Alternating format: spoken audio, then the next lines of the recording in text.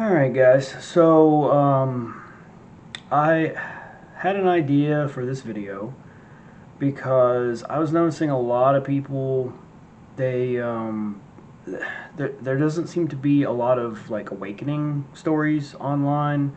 I know people ask like other people, oh, what was it like, what was it like? A lot of people seem to understandably keep the details vague, and I understand that. I got a little bit of insight into that when I was actually preparing to do this video. Um, I think there's a very good reason why people don't really get detailed about their awakening experiences. So I made some notes for this video. I didn't really script it, but I made some notes. I wrote some things out because I wanted this to be authentic. I didn't want this to just be like my usual, like it's obvious I'm reading from a script. Because I want this to actually connect with people that are maybe going through a similar experience, but they don't really have any way to compare or stack up. So that said, expect a lot of jump cuts in this video because I'm probably gonna stumble over some stuff. I'll probably remove some stuff, add some stuff later on, maybe, I don't know. But basically, there were some people asking about awakening experiences, and I can't recall anybody really doing something like this, at least in recent memory, where they just get on a camera with their face and they talk about what it was like for them. So, that out of the way, my first awakening experience, my vampire awakening, was over 20 years ago. So memory is fickle. I'm gonna do my best to go through this as I remember it in chronological order without embellishment. But any journals or diaries from that time period are destroyed. And I went over some old forum posts from way back in the day, a few years afterward, to try to get back in that mindset and maybe sort of remember some things, remember how I was feeling at that time point. And honestly, like it really kind of just put me in a dark mental set, in a dark mindset, because that entire time period of my life was just, it wasn't a really great time. So hopefully you guys can appreciate me sort of going through and dredging the depths a little bit to sort of bring this to you. So now that you're thoroughly bored, let me try to get into this. So my awakening, my vampiric awakening, began in 2003. It was around my 16th birthday. It may have actually began on my 16th birthday, but I can't possibly know that for a fact. I just know that it was around the time I turned 16. So yeah, it was around my 16th birthday. The very first thing that I noticed that was kind of weird, that sort of set me down this entire path, was I was just so hungry all the time. All the time. And you know, most people are like, oh yeah, teenagers, they're hungry all the time, like they're still developing, whatever. When I say I was hungry all the time, I mean like I could eat and eat and eat to the point of fullness, like physical fullness, almost to the point of being sick, and still continue to be hungry, like insatiably hungry, right? So, you know, when I was a teenager, I went to the doctor at least once a year. I don't know if that's still the case, but you would go, you get sports physicals or just have a checkup before the school year, that sort of thing. So I go to the doctor, and then they would go through the whole thing, and ostensibly I'm perfectly healthy, normal 16-year-old male. When I would ask my doctor about being hungry all the time, obviously it was one of those like brush off, oh, well, you know, you're a teenager, you're growing, like, you know, yada yada, like of course you're hungry all the time. So it was different than being like, oh, I can just eat 6 or 7 times a day, because that's pretty normal for a teenager, I would think. But this was it felt different than that.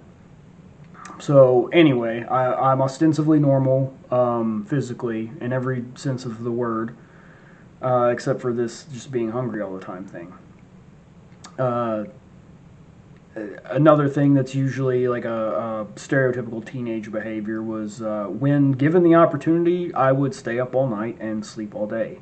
Had like an inverse circadian rhythm. Now, obviously, to function in normal society, like you can't really do that. So, especially now over the years, I've kind of shifted away from that just out of force of habit and I guess just sheer will.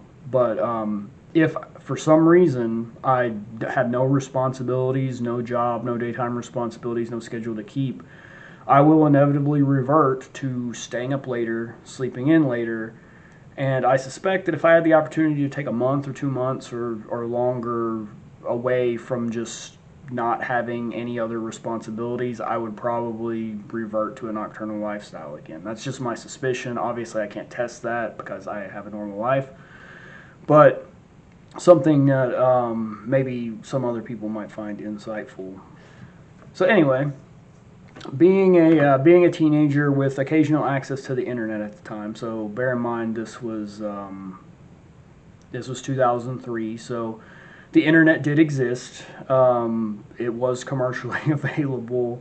Most of us in my area were still on dial-up. A few of us had DSL, but most of us were still on dial-up. But either way, like we did have access to the internet. So what does any teenager with access to the internet do? They Google. Google was a thing then, but it wasn't like it was now. We web search. We use Ask Jeeves. We use Yahoo. We use Google, and we search, and we search, and we search. And I cannot remember exactly how I came across it because they didn't really have predictive search back then. They didn't have like, did you mean this instead of this? There was no sort of like algorithmic, like machine learning, putting two and two together to try to find for you what the machine thinks you want. There was none of that. I don't remember exactly how I got onto it. Probably something about like hunger, insatiable hunger, thirst, something like that.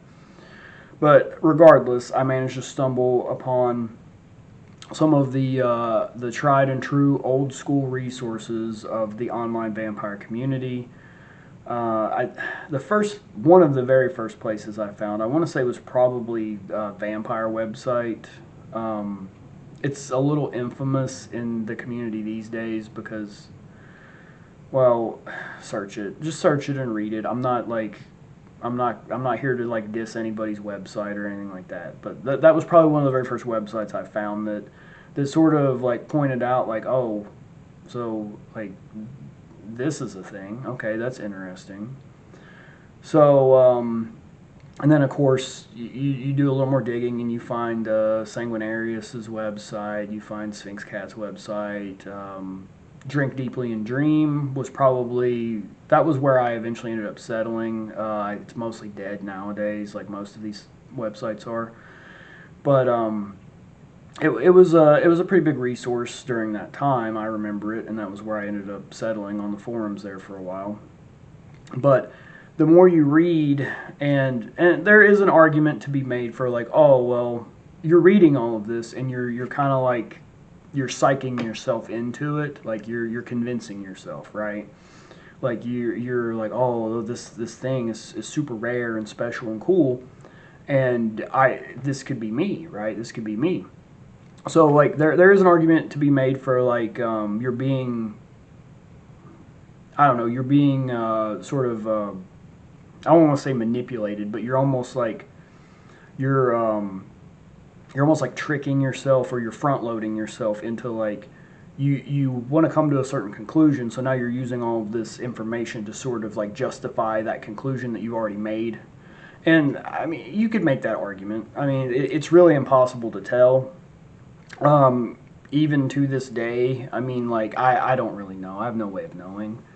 But I'm just, we can analyze, we can talk about my story in the comments or in another video or whatever. But suffice to say, found these websites, did some reading, found that I related to a lot of it, that a lot of it seemed to apply to me. But as it is with vampirism, real vampirism, sanguinarianism, whatever, there's not a test for it. There's not like a medical test for this. Like, there are some people that say that they can like tell whether you are or not, but I mean, anybody can lie to you if you want to, you want to believe something. So it's not really a reliable test. But when it comes down to it for this sort of thing, like, really as good as you're going to get as far as a confirmation is some sort of objective, subjective, personal, like a personal litmus test is that you have to feed. Like, that's the only way you're going to know, right? And so, like, feeding, it either does something for you or it doesn't do anything for you.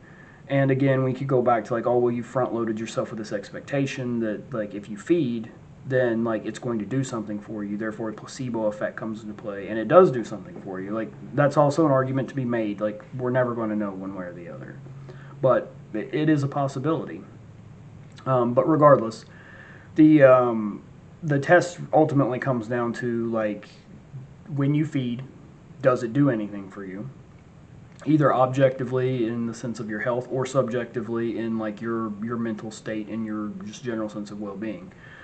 So anyway, a lot of people that are newly awakened, they will, they'll resort to auto-vampirism eventually. And so auto-vampirism is typically not it's not a good thing to engage in because it's, by definition, it is self-harm. It is getting blood from yourself, and there's no way to do that without harming yourself. It could be argued. So a lot of people, at least in that day, if you did not have access to a human donor, it was suggested that you try rare steak, right? So that was usually how most people got their foot in the door of sanguinarian vampirism. So I did that. Even to this day, I still enjoy, rare steak. I usually go medium rare these days just because people that you're dining with sometimes find it weird that, like, your steak continues to just bleed everywhere. But yeah, rare steak. It was all right. It didn't really, like, it was good, but it didn't really, like, go over the top. It didn't really fully scratch that itch, So anyway, move on from there to, like, to at least one instance of auto-vampirism. I won't go into detail about that because, YouTube policies and stuff like that. Also, like, I'm not condoning it. I don't promote it. I don't think that you should do that, but when you're, 16, 17 years old trying to figure this stuff out and, on top of everything else that goes on in the life of a 16, 17-year-old,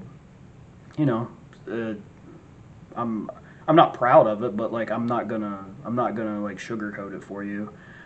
It wasn't really something, auto-vampirism wasn't really something that I felt the need to continue to do. It did, I will say that that experience with my own blood was significantly different than like, steak. It was more on par, I wouldn't find this out until later on, but it was more on par with, like, an actual human donor. So there was definitely something there, and that was probably the moment where I was like, crap, okay, so I guess this could potentially be what it is, what I am, right? So yeah, so once I came to that sort of, I don't know, conclusion, realization, whatever you want to call it. Get involved in the community, or at least the online community, forums, chat rooms. That was all we had back then. We didn't have Discord or stuff like that. It was it was all like IRC chats and web forums, bulletin boards, stuff like that. So get involved there, learn more and more about vampirism in general. People are talking about psychic vampirism, energy work, magical practice, stuff of that nature. Hybrid vampires, so vampires that gain benefit from feeding from blood as well as psychic or life energy, right? So I'm thinking like, man, this whole blood stuff is a pain, right? I mean, in more than one way, like it's a pain to deal with. So like, wouldn't it be super cool if I could just like be a psychic vampire and feed psychically, like take this energy from people or from raw foods or whatever, and that would just sate my need, and then I would then we wouldn't have to deal with any of this blood nonsense, like, because it's just too much of a pain in the ass to deal with, right? So then I start looking more into psychic vampirism, and I had a little bit of experience with like energy work, meditation, breath work, just from like having done martial arts. So I had a little bit of a foot in the door in that. I had always had an interest in sort of like psychic phenomena and like magic and stuff, even from when like I was a little kid. I always thought magic was super cool. I always thought it would be awesome if like magic was real. At some point a few years before this, I had discovered that like there were actually like Wiccans and like ceremonial magicians. There were actually like real life people that did what they called magic, but of course, obviously, it wasn't like stories or games or whatever, where people were shooting fireballs out of their hands. So therefore, it didn't interest me that much, because that was, I mean, you want to be the guy shooting the fireball out of your hand. Like, what's this other like nonsense about like getting closer to the Godhead and refining yourself spiritually? Like, what is that nonsense? Like, we don't care about that. Kids don't. So anyway, so I'm getting back into this whole like, energy, magic, like that sort of stuff is that's something that people do. Okay, so I start looking into that. I read the online version of Michelle Bellinger's Codex. Like I think she called it the just the Vampire Codex at the time, and it would be later published as the Psychic Vampire Codex in print. But to my knowledge, is still available on the Sacred Text website. So I read that, started practicing some of the techniques. So I I distinctly remember using psychic vampirism as something of a party trick one time with a group of friends. So I don't remember how we got on the subject, but like my whole friend group, we were kind of like, we were nerdy. We were like the alt kids or whatever. And I don't remember what we were talking about or how we got on the subject of it. But for whatever reason, I was explaining this to them about how like, no, like, you know how like people have like vital energy, like chi and stuff, like martial arts, Dragon Ball Z type stuff, right? Well, like I can, like, instead of just like pushing that out, like, people can actually like bring that in, like you can actually pull that into yourself, like, right? And so I'm explaining this, and somebody offers for me to like try it on them, and just to see what would happen. It wasn't really like a challenge, it was more like a genuine curiosity. I remember this. So I was like, okay, well, I can do this, but in my mind I'm like, if I'm going to do this, I'm going to make it very, very obvious that something's going on, because it's, otherwise, it like we're just dicking around. But like, if I'm gonna do this, I'm gonna do this, right? And in retrospect, it probably wasn't a great idea. Not exactly like I don't know, safe, I guess. But this was like 20 years ago. Like, as far as I'm like, last time I talked to the dude was like maybe 4 or 5 years ago. Like, he's perfectly fine. So like, I know that I didn't fry his brain or anything with this. But anyway. doing what it basically amounted to like a surface feed. I wouldn't really call it a deep feed, but it was a surface feed. It wasn't contact because I wasn't actually touching him, but I was hovering my hands over his, on either side of his head, actually. And yeah, alarm bells probably just went off there. But like, as I said, I wanted to make sure that if I'm going to do this, I'm going to do this, right? So I'm sitting here and I'm pulling energy from his head, from either side of his head into both hands, pulling it into myself as strongly as I can, like just vacuum cleaner, like as hard as I can, right? And eventually, after like 5 minutes, 10 minutes maybe, he's like, I gotta sit down, man. Like something's going on. I gotta sit down. So that he sits down, we stop, and he's like, man, I'm just really dizzy right now. Like I'm super dizzy. And I'm like, okay, well, first of all, like you asked for this, but second of all, like sit down and chill out, drink some juice or something if you need to. But that right there kind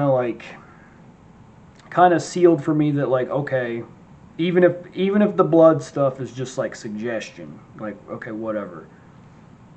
You could even argue that what I just did to this person was also like power of suggestion.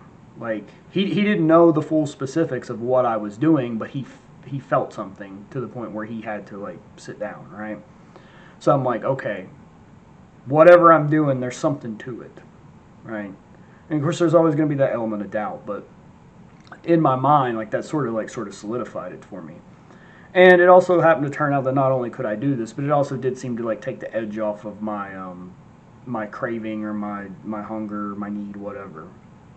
So I'm like, okay, well, I guess I'm a hybrid now.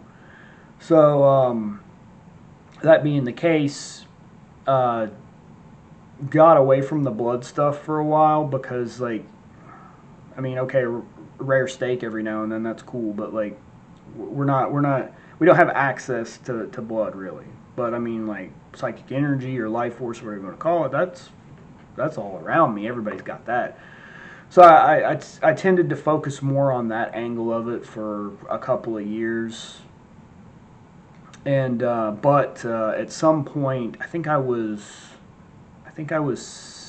maybe 17 going on 18 maybe.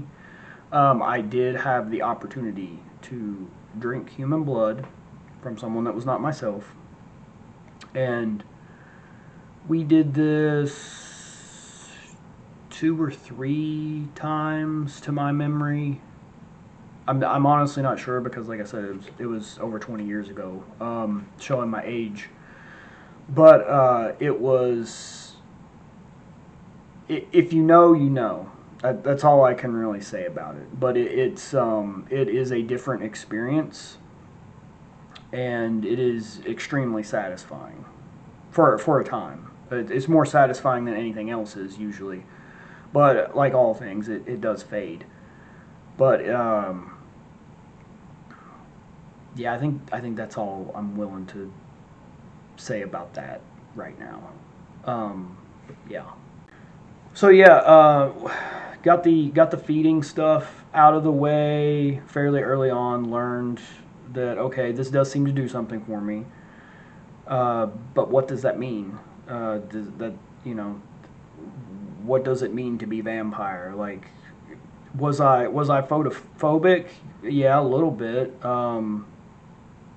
And to this day, photophobia seems to come and go. It's not a constant in my life. I don't have to wear sunglasses everywhere. Like it's not that dramatic. But for a period of time, and still sometimes now, it did seem like lights would be brighter. The skin would just, like, the sun would be harsher on my skin. But generally speaking, I never really experienced a lot. Like, the sun doesn't really drain me unless, like, we're talking, like, just generic heat stroke type dehydration stuff. Like, the sun doesn't affect me that badly.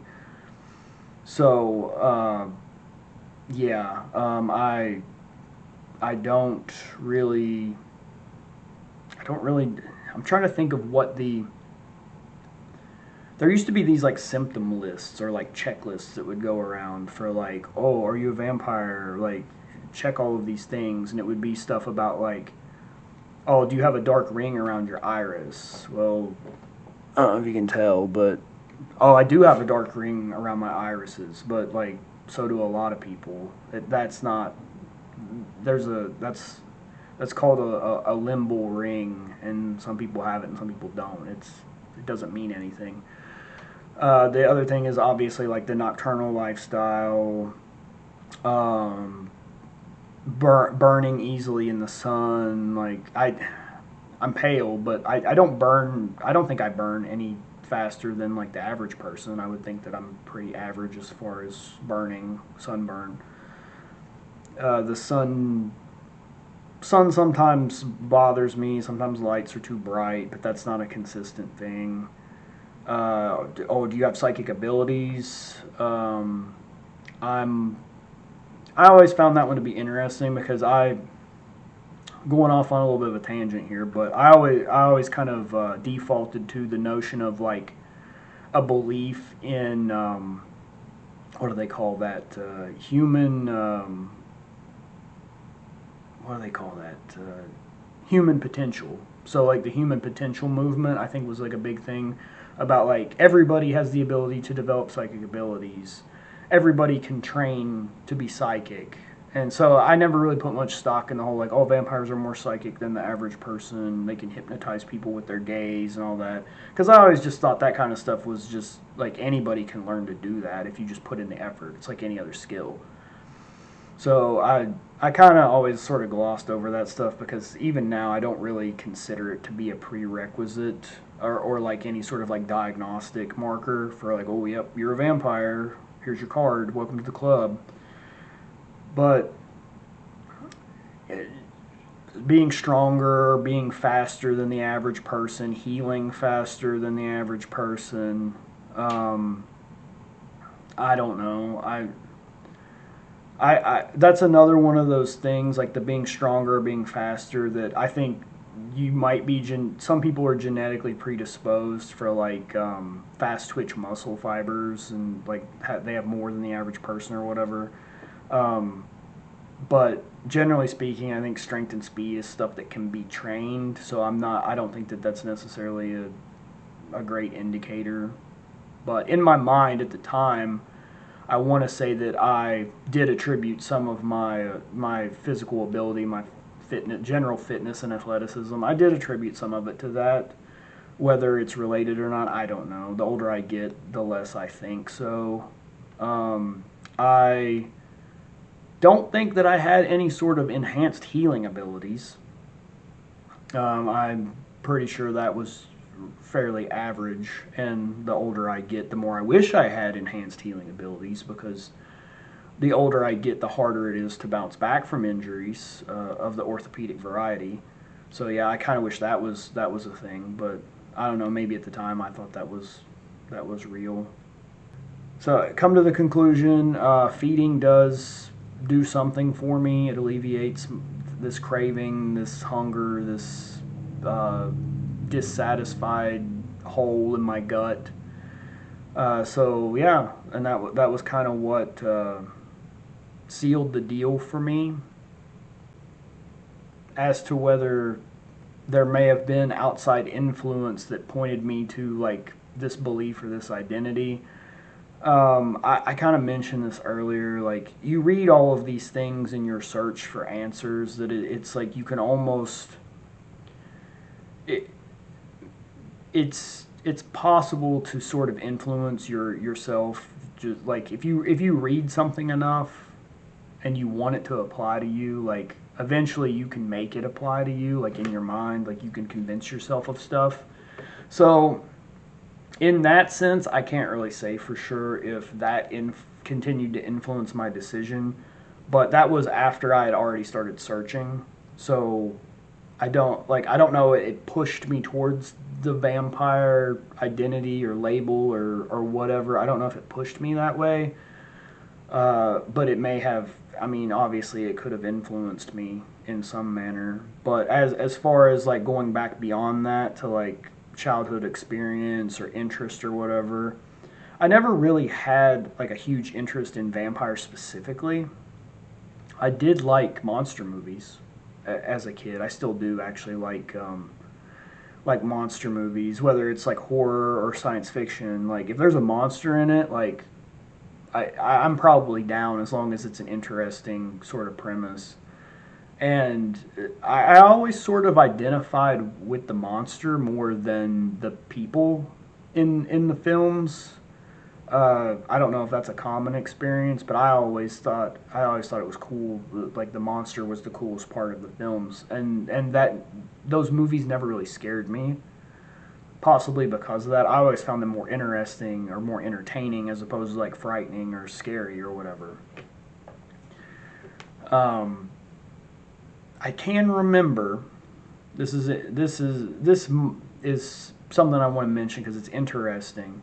But I can distinctly remember being in like kindergarten or first grade or something, like very very young, like 5 6 years old, and being on the playground, and we were all playing this game, and I don't know where this game came from. I don't know which kid made it up or if I don't know where it came from, but for whatever reason, the vast majority of the class we were involved in this game, and there were vampires, and there were just like regular people or whatever, and it was essentially a game of tag, is what it ended up being. Like these started off where there were like a smaller number of vampire players, and then their goal was to hunt down and like convert the other players, right, the other kids. So it was essentially tag. You would chase these kids down, you would tag them, or change them and infect them in some way, and then when you caught them, they came over to the vampire side, and then they were vampires, so they had to hunt down the other kids, and so on and so forth. It was basically like a form of tag, is what it was. I don't know why we called it vampires. I couldn't tell you that. I don't know where that came from, but that was what we called it as little kids playing it. I don't know if there was like a movie or a TV show or something at the time that influenced that, but I distinctly remember that, and I look back on it and I'm like, I wonder if that was like didn't plant some kind of seed in my psyche. But again, that's not something that I can ever know for sure, right? A lot of people will, at least now, a lot of people now will freely admit, like even medical sanguinarians. I'm not a medical sanguinarian, but even medical sanguinarians, a lot of them will admit their condition could be entirely psychological. They don't know. They don't claim to have the answers. All that they know is that when they drink human blood, it seems to alleviate alleviate some problems that they're having, whether they're physical problems or mental compulsions or however they experience it. But like I don't know. Is this derived from childhood trauma? I'm inclined. This may be an unpopular opinion, but I'm actually inclined to say possibly, leaning more towards probably. I won't get into the specifics of childhood trauma or my specific childhood trauma, but I think that it's definitely a possibility, and I would be interested in other people that are vampires or identify that way, what sorts of childhood traumas they may have experienced. Have I had moments of doubt or changes in the way that I view vampirism? Uh, yeah, absolutely. Like I think doubt is normal, especially for something like this. Nowadays, I don't treat it as being such like a groundbreaking, um, like big deal. Like, oh, look at me, I'm super special and awesome and better than everybody. I don't treat it as being really that that strange. So like I don't doubt doesn't really bother me about it because it's not that. I think it's because it's not that big of a part of my identity now as I've gotten older. Like it, I do as a person. I do a lot of things. Like I have a profession. I have hobbies. I am obviously involved in the vampire community, but I'm not any one of those things individually. I'm a unique mixture of that forms me as a unique human being. And so I don't really get hung up on doubting the vampire portion, because I don't have a lot of my own personal worth and identity tied up in that label. It's just, it doesn't, it like, do I doubt? Yeah, absolutely. Even to this day. There was a period of time, probably 10 to 12 years ago, where I completely swept all the vampire stuff aside. Didn't pay any attention to it at all. Didn't actively pursue feeding in any conscious manner. And I will say that I considered myself maybe not necessarily cured, but maybe like reformed. I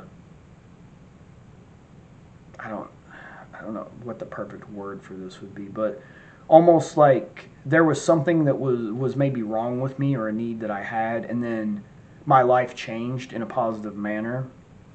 And so I didn't have this need or this compulsion or this ideation anymore.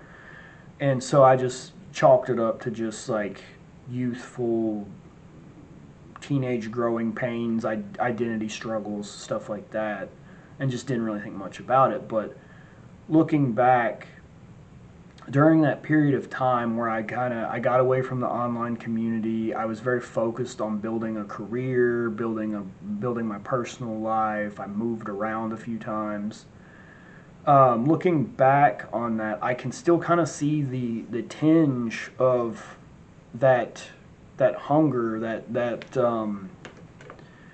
that hole that needed to be satiated.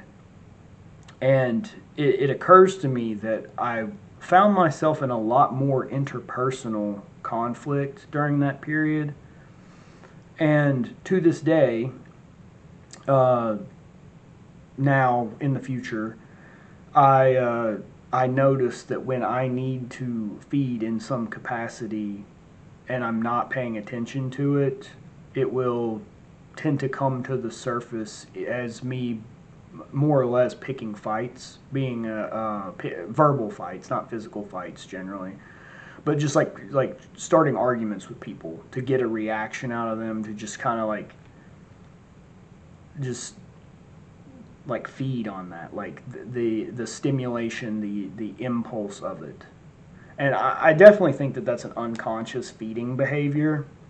From like a psychic perspective, I think that that's an unconscious feeding behavior, is if you are not paying attention to your needs, that you still have instincts, you still have like survival instincts, and whatever it is that's inside you that needs that will find a way to get that. And if the way that you get that is you start an argument with somebody and they get pissed off and tensions are high and you're just soaking all of that in, like it's not a healthy dynamic, it's not a healthy behavior, but you're meeting that sort of like energetic need, you're filling that void. And there actually, I think that a lot of people that are quote unquote toxic personalities, I think that a lot of them are performing a type of psychic vampirism, but they're doing it on an unconscious level, on an uncontrolled level. Because if I am not like so caught up in life and I can actually slow down and take stock of my own internal state and what's going on, if I consciously approach feeding in a psychic feeding, obviously not blood feeding, if I consciously approach that and maintain it consciously, I don't find myself in situations where I'm provoking arguments in these high tension and emotionally charged environments. So I think that even during the years where I pushed all of this away, and I think that I was still feeding on an unconscious level psychically from people, because, as I said, there was a lot of the industry that I was in at the time created a lot of opportunities for emotional tension, arguments, sort of social friction. So I think that even when I wasn't a vampire, I was still a vampire. Even though, like, in my mind, I had kind of had, like, okay, that's a closed chapter. That's not, like, we're not doing that anymore. And then, of course, fast forward to 10 years ago, I had what I somewhat seriously call a second awakening. Because it's my opinion that, like, awakening is not just like this one brief flash of gnosis that you automatically, like, you understand everything about yourself. And to me, awakening is just you become aware that you're different in this way, right? So anyway, 10 years-ish ago, 2016, I have what I refer to in my mind as a second awakening, where this all starts to bubble back up to the forefront. Like, I'm thinking about blood more. I'm going back to sort of consciously feeding, like psychic feeding, like doing it consciously. And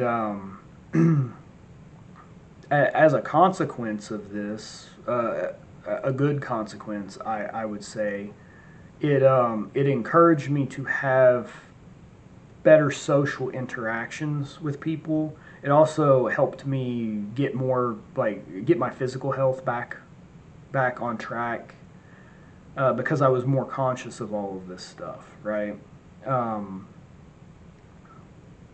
So yeah, I mean, the question of did I have doubts? Absolutely had doubts. Do I still have doubts? Yeah, absolutely. But my thing is, when you are not so hung up on the label or the identity, when being vampire is not the core aspect of who you are as a person, as who you, like, that the be all end all, like, when you think of yourself in your own mind, I'm a vampire, right? Like, when that's no longer an issue, you don't worry so much about the doubt, because you realize that a lot of the doubt comes down to the label itself, right? And so a lot of conflict, even within our community, has resulted from, like, who gets to call themselves vampires, who's the real vampires, the real living vampires. I mean, if you want to get technical, if you want to go back to basics, strictly, what is a vampire? It's a walking corpse. It's a hungry ghost. It's a shroud eater. It is a dead thing that has come back to consume the blood of the living. If you want to get really strict about it, none of us are vampires. Like, none of us are walking corpses. We're not immortals. We're not Lestat. We're not Louis, as much as we might wish we were. We're not. Right? That's just the truth of it, the fact of the matter, right? And that being the case, if you don't care that much about the label, like, that's not a part of your core being. That's like, a vampire is something that you are. It isn't all that you are, right? Like, that sort of mentality. Then the doubt isn't really that big of a deal. Like, I doubt a lot of things about myself, not just vampire related. Even post-awakening, like, I expect to, I halfway expect to go into another period of what I would call dormancy eventually, and then probably have a third awakening, and then maybe that cycle repeats until I'm dead. I don't really know. Like, but doubt, yeah, absolutely doubt. If you're not doubting, like, if you're that sure of anything in your life, like, maybe reflect on that a little bit, because we should always be asking questions, especially about ourselves. Also, about the label of vampire. So, was I reluctant to call myself that? No, not in the beginning, and I'm still not really that reluctant about it. I mean, obviously, in, like, public personal relationships, quote unquote normies that aren't in this. Like, yeah, I don't throw it around really. People make jokes because, like, anybody that's been in the community for a while knows that there's just something about, I don't know, something about us that other people equate with the archetype of the vampire, and some people will make jokes about, you know, being Dracula or whatever. It's happened to me for like years. Even when I was in my quote unquote dormant period, people still seem to pick up on it. But as far as adopting the term for myself, I mean, like, yeah, I'd adopted the label pretty readily in the beginning, actually, because, like, that was, you know, when you're a teenager, you're still finding your identity. So that was actually a really big part of my identity at that point in my life for 3 or 4 years or whatever. So yeah, I grabbed onto it. I didn't necessarily use it publicly, but like, yeah, like the label itself. Even now though, like, I'm not averse to the label, but like, I am many things. I'm not just a vampire. Like, I'm many things. So I don't care as much about the label now, but I'm not reluctant to necessarily adopt it, because, like, what else are you supposed to call somebody that, like, drinks blood or consumes the life force of other people, right? Like, what, like, there was a big thing in the community several years ago about, like, we can't keep using the word vampire because it's not serious. People don't take it seriously. We want to be big serious people. We want to be taken seriously, right? We can't use this word that refers to, like, people with fangs and capes and stuff, right? Okay, fair enough. But if you go to any normal person and you explain to them that you are a person and you have a need, whether physical, psychological, whatever your need is, you have a compulsion or a need to drink the blood of other people or to consume the life force of other people, right? If you just start with that, 9 times out of 10, what do you think people are gonna call that? They're gonna say, "Oh, like a vampire," and you're gonna have to be like, "Well, it's like that, but it's not that," and then you have to explain to them how it's not like that. So, for simplicity's sake, sometimes it's easier to just accept the label, because if you're a person that drinks blood or consumes the life force of other people, like, that's vampiric behavior. Whether it's folklorically accurate or not doesn't matter, because in the popular mindset of, you know, Anne Rice, True Blood, Vampire Diaries, all of this stuff, like, that's a vampire. Like, especially if you dress it up, where you get the fangs and you play into the image. Oh, what else would you call that, right? Like, and I know there are people in the community that don't like the word, they don't use it for themselves, and they don't like the dress up aspect of it. But again, I ask you, you're a person who drinks blood to alleviate health symptoms of some variety. If you tell that to any normal person, they're gonna equate it to being a vampire. They just are.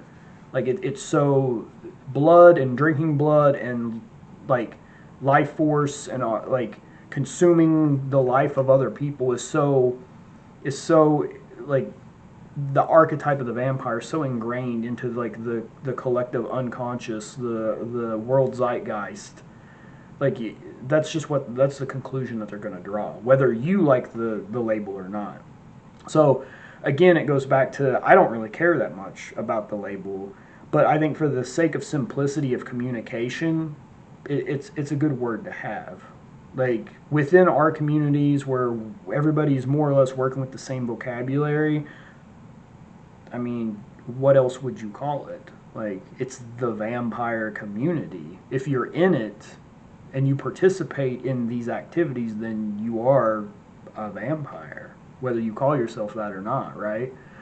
Whether you call yourself that in polite society or whether other people call you that, it doesn't matter. But within that space, you're one of us, right?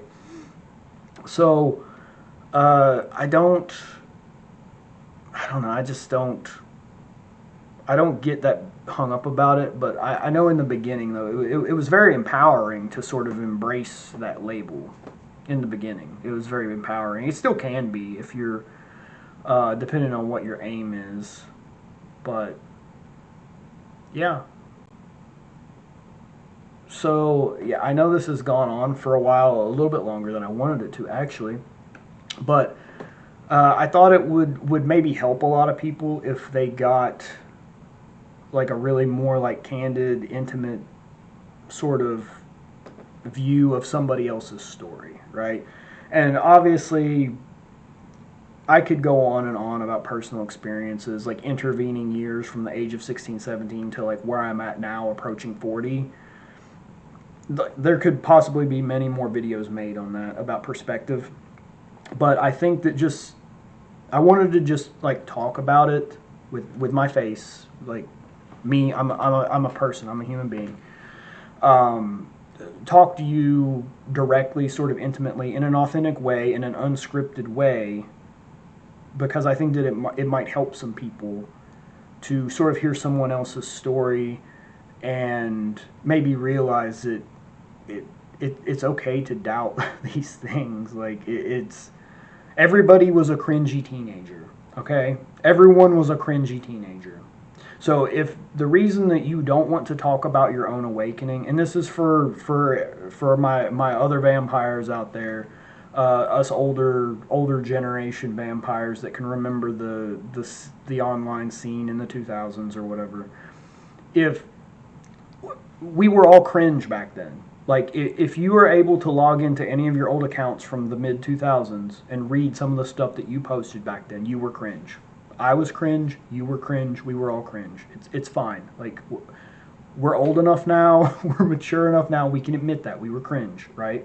But that doesn't mean that our experiences weren't valid, okay? That doesn't mean other people can't benefit from hearing about it. And in my mind now, I don't think it's something that we should necessarily be embarrassed about. I'm not embarrassed about it. If you'd asked me 10 or 15 years ago if I was embarrassed about it, I probably would have said yes. But I think it's a benefit of age and dare I say wisdom that I think there is more to be gained for other people, younger people, less experienced people, for some of us to talk about these things so that they can realize that, like, if they're having doubts about it, that's normal. Like, am I this? Am I that? Like, it doesn't really matter what you call it, what you call yourself. What matters is if you have this need, if you have this compulsion, this hunger, this thirst, this void, this aching, however you're going to describe it, if you have this, and you find a solution for it, something that alleviates your suffering, right? And you can do this without victimizing anybody or victimizing yourself. You can do it in an ethical way, a sustainable way that benefits the vast majority of people. Then there's no reason why you shouldn't do it. There are no prizes for suffering. There are no gold stars for that. There are no awards for suffering all alone, right? Or in silence. So yeah, that's my story, or at least part of it, a relevant part of it for the sake of this video. So I'm open to more questions. If you want to leave some questions in the comments, or I actually pulled some questions from, I had asked some people on Discord, like what they would want me to answer specifically. So I won't tell you who they are because I don't know if they want me to, but I answered a few of their questions there. So yeah, leave me a question in the comments. Hit me up on Discord if you know me on Discord. I'm happy to talk about it. Like I said, I'm not embarrassed about it. We were all cringe teenagers, every last one of us. I don't care who you are. You were a cringe teenager, I promise you. So if it helps somebody, that's all I'm going for here. I just don't care anymore about like putting on an image, putting on like a facade of like, ooh, we're, big spooky vampire, super powerful. got to be stern and mean to everybody to prove how awesome I am, and all you baby vampires can go learn the hard way, fuck around and find out, school of hard knocks. Like, it's just not that serious to me anymore. So if there's something that I know that can be used to help someone else, then, you know, I don't have a problem putting it out there. So yeah, I think I've talked for long enough. This is going to be a nightmare to edit. Hopefully the final product turns out pretty well. So if you're still with me, I appreciate it. Please like the video and subscribe to the channel. I know a lot of people tell you to do that, but it helps spread my videos to more people that could then benefit from those videos. So like it really does, it does matter, not just to me, but like it can make a difference to other people within the community that may not participate in some of the same groups that I participate in, may not know about this channel, but may be on YouTube one day and then it pops up in their feed. So if you could do that, I appreciate it. And yeah, should I make this a series? Maybe I will. We'll see where we go from here. But thank you for watching, as always, and I will see you next time.